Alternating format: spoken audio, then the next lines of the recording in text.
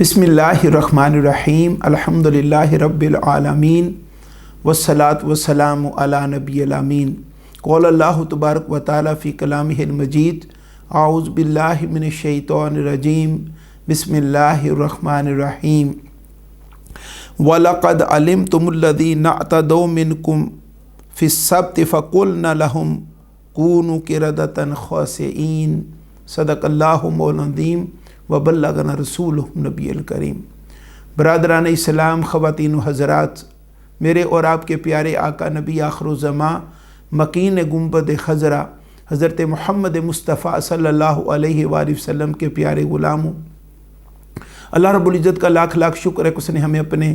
कलाम हकीम कुरान मजीद को समझने और समझाने की तौफ़ीक़ अता फ़रमाई और हमें खैर इस जमात में दाखिल फ़रमाया। आज अल्हम्दुलिल्लाह सुम्मा अल्हम्दुलिल्लाह हम सूरा बकरा की आया नंबर नंबर 65 पर गुफ्तगू कर रहे हैं और आज का हमारा लेसन सूरा बकरा की आया नंबर 65 है। सबसे पहले जो है वो अल्फाज के मानी को देखते हैं। वाह और लक़द बेशक अलिम तुम्हें मालूम है, ए कौम यहूद, ए मदीना पाक के यहूदियों, तुम्हें मालूम है अल्लज़ीना उन लोगों को जिन्होंने एतदो ज़्यादती की मिनकुम तुम में से फ़ी सब्त हफ्ते के दिन के बारे में फ़क़ुलना पस हमने कहा लहुम उनको कूनू तुम हो जाओ क़िरदतन बंदर ख़ासिईन दुत्कारे हुए फटकारे हुए। अब हम इस आया बारका के तफसीरी पहलू को देखते हैं। ये सूरा बकरा की आया बारका नंबर 65 है, 65 है। जैसा कि हमें मालूम है पिछले लेसन से और पिछले दुरूस से कि सूरा बकरा की आया बारका नंबर 40 से बनी इसराइल को ख़िताब शुरू हुआ और ये इस मकाम पर ये इख्तितामी समझ लें एड्रेस है बनी इसराइल को। ये आया बारका से अगली और आगे ख़िताब शुरू हो जाएगा हज़रत आदम अलैहिस्सलाम, वो वाक़या जो बनी इसराइल जिस हवाले से इस सूरा मुबारका का नाम बकरा रखा गया। तो जिस तरह अल्लाह रब्बुल इज़्ज़त ने और बहुत सारे एहसानात इनको याद दिलाए और जो इनके असलाफ थे, जो बनी इसराइल में पहले कौमें गुज़री, उन्होंने जो कुछ काम किए, मुख्तलिफ़ जेतों से इस कौम को बाखबर किया गया, सिर्फ़ इसलिए कि ये अपने मकाम को समझें, अपनी हैसियत को समझें और नबी अकरम नूर मुजस्सम हज़रत मोहम्मद मुस्तफ़ा सल्लल्लाहु अलैहि वसल्लम पर ईमान लाएँ, कुरान मजीद पर ईमान लाएँ। इस मकाम तक लाने के लिए अल्लाह रब्बुल इज़्ज़त ने बनी इसराइल को मुख्तलिफ़ एहसानात उनको याद दिलाए और यहाँ पर भी एक वाक़या इनके सामने रखा गया। फरमाया कि ए कौम यहूद, ए मदीना पाक के यहूदियों, तुम्हें मालूम है कि वो लोग जो तुम में से थे, तुम्हारे असलाफ में थे, जिन्होंने ज़्यादती की हफ्ते के दिन के बारे में, तो फिर हमने उनको कहा कि तुम दुत्कारे हुए बंदर बन जाओ और वो बंदर बन गए और सब के सब मर गए। वाक़या इस आया बारका की रोशनी में इस तरह है कि मुफस्सिरीन ने बयान किया है कि हफ्ते का दिन कौम यहूद के लिए इबादत का दिन रखा गया, यौम सब्त,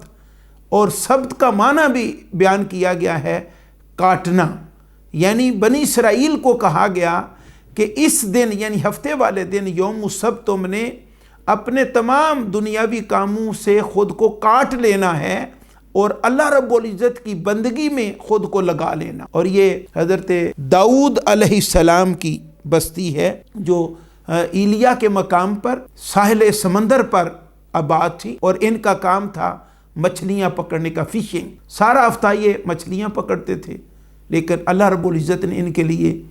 हफ्ते का दिन इबादत के लिए मुकर्रर फरमाया और कहा कि इस दिन यानी हफ्ते वाले दिन सिर्फ़ और सिर्फ तुमने अल्लाह रब्बुल इज़्ज़त की बंदगी बजा लानी। लेकिन अल्लाह ताला की शान कि अगर इस एंगल से देखा जाए कि पूरा दिन इबादत के लिए वक्फ़ करना भी ये बड़ा मुश्किल काम था, लेकिन अल्लाह रब्बुल इज़्ज़त की बार के अक़दस से एक और आजमाइश इस कौम के लिए आई कि सारा हफ्ता जब ये फ़िशिंग करते, मछलियाँ पकड़ते, तो रूटीन में मेहनत इनको करना पड़ती, लेकिन जब हफ्ते का दिन आता तो अल्लाह के अमर से सारे समंदर की मछलियाँ इकट्ठी होकर इनकी बस्तियों के सामने आ जाती और यहाँ तक बयान किया है कि इतनी ज़्यादा मछलियाँ हो जाती کے اوپر وہ سرفس کے اوپر تیرتی کہ نیچے سے پانی نظر نہ آتا، اور وہ منہ نکالتی، چھلانگیں لگاتی اور اس طرح۔ اور ہم سب کو معلوم ہے شکاری کو شکار نظر آ جائے تو اس کو تو سب کچھ ہی بھول جاتا۔ اب انہوں نے ایک تدبیر کی، ترکیب سوچی کہ انہوں نے گڑھے کھود لیے،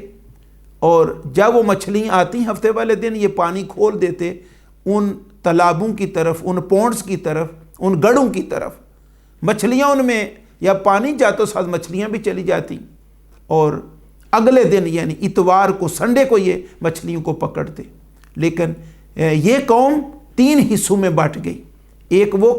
گروہ تھا جو تو اس نافرمانی میں شامل تھا، پیش تھا۔ ان کو جب کہا بھی جاتا کہ یہ اللہ رب العزت کے امر سے آئی ہوئی ہیں اور یہ تمہارے لیے آزمائش ہے، نہ ان کو پکڑو، تو وہ کہتے دیکھیں آپ دیکھ نہیں رہے، آپ کو پتہ نہیں ہم کون سا ہفتے والے دن ان کو پکڑیں، ہفتے والے دن منع کیا گیا، ہم تو ان کو اتوار کے دن پکڑیں۔ دوسرا گروہ تھا جو ان کو منع کرنے والا تھا کہ یہ اللہ رب العزت کی طرف سے تمہاری آزمائش ہے اور اس مصیبت میں نہ پڑو اور ان مچھلیوں کو نہ پکڑو، یہ اللہ کے امر سے تمہارے سامنے آئی ہیں، بقیہ پورا ڈیورنگ دا ویک یہ آپ کے سامنے کیوں نہیں آتی؟ منع کرتے ان کو، پورا زور انہوں نے لگایا، پورے طریقے سے ان کو سمجھانے کی کوشش کی۔ لیکن ایک تیسرا گروہ تھا جو بہنا تھا، وہ مچھلیاں پکڑنے کی ایکٹیویٹی میں بھی شامل نہیں تھا، لیکن وہ ساتھ منع بھی نہیں کرتا تھا، خاموش تھا، بلکہ وہ یعنی منع کرنے والوں کو کہتے چھوڑو ان کو ان کے حال پہ، یعنی اس طرح کا کریکٹر تھا۔ لیکن حضرت داؤد علیہ السلام نے بڑا سمجھایا ان کو، لیکن یہ قوم باز نہ آئی اور نہ سمجھی، اور آپ نے ان کے اوپر لعنت کی، جس کے نتیجے میں پھر اللہ رب العزت کا عذاب آیا، اور عذاب اس صورت میں کہ اللہ رب العزت نے ان کے اوپر پھٹکار اتاری، لعنت اتاری، اور فرمایا کہ تم بندر ہو جاؤ۔ یہ سارے کے سارے، اور اس میں یہ بھی آتا ہے کہ جو خاموش تھے ان کو بھی اسی میں لیا گیا۔ جو خاموش تھے درمیان میں صرف 12,000 کے قریب وہ خوش نصیب تھے، جو منع کرنے والے تھے وہ بچے، اور یہ سارے کے سارے یعنی ان کی شکلیں بندروں پہ ہو گئیں، اور ان کے جسموں میں بیماری پڑ گئی، پیپ پڑ گئی، زخم ہو گئے، اور پھر الٹیمیٹ یہ ون بے ون کر کے سارے مر گئے۔ تو اس مقام پر اللہ رب العزت نے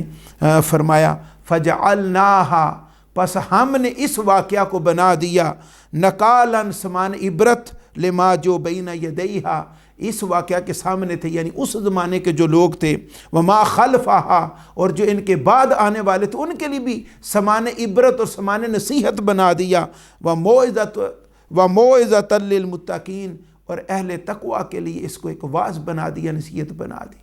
تو کیا مطلب کہ جو نافرمان ہیں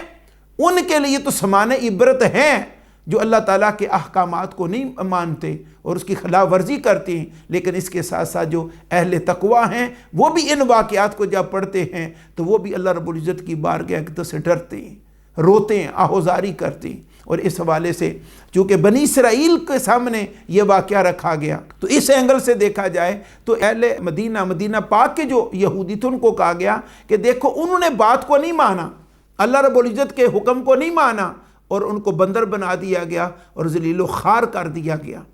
سمان عبرت بنا دیا گیا۔ اب تمہیں بھی یہ کہا جا رہا ہے کہ نبی آخر الزماں حضرت محمد مصطفیٰ صلی اللہ علیہ وسلم تمہارے پاس تشریف لے آئیں، ان پر ایمان لاؤ، کہیں ایسا نہ ہو کہ تمہارے اوپر بھی اسی طرح کا عذاب آ جائے جس طرح کا عذاب تمہارے آبا پر آیا، تمہارے پہلے لوگوں پر آیا۔ اور اہل ایمان کو اور اہل تقوی کو بھی قیامت تک کے لیے یہ خبر دی کہ ان واقعات کو پڑھو، اور قرآن مجید تو مین تو ہمارے لیے اترا کہ ان واقعات کو پڑھو، ان سے تم بھی سبق لو، اور سبق ایک ہی ہے کہ اللہ رب العزت نے جو احکامات اتارے ہیں، جو اپنے فرامین اتارے ہیں، جو ہمیں محبت برے پیغام دیے ہیں، ہمارے اوپر لازم ہے کہ ہم ان کو فالو کریں، ان کی تعمیل کریں، ان کو اوبے کریں، اپنی زندگیاں اللہ رب العزت کی تعلیمات کے مطابق گزاریں، اس کے احکامات کے مطابق گزاریں، آقا علیہ الصلوۃ والسلام کی سیرت طیبہ کے مطابق گزاریں۔ اس سے ہمیں دنیا میں بھی عزت ملے گی، وقار ملے گا، شان و شوکت ملے گی، اور پھر مرنے کے بعد بھی اللہ رب العزت کی رحمتیں، لطف و کرم اور اس کی جنتیں ہمارا استقبال کریں گی۔ اور اگر ہم نے جیسا کہ آج ہمارا حال ہے، ہم نمازی نہ رہے، ہم اللہ اور اس کے رسول کے احکامات کو فالو کرنے والے نہ رہے اور آج پوری دنیا میں ہم ذلیل ہو رہے ہیں۔ ہمیں پلٹنا ہوگا اپنے رب کریم کی بارگاہ اقدس کی طرف، اور ہمیں پلٹنا ہوگا اپنے آقا و مولا حضرت محمد مصطفیٰ صلی اللہ علیہ وسلم کی بارگاہ اقدس کی طرف۔ اللہ رب العزت ہمیں حق بات سمجھنے، اس پر عمل کرنے کی توفیق عطا فرمائے۔ وما علینا الا البلاغ المبین۔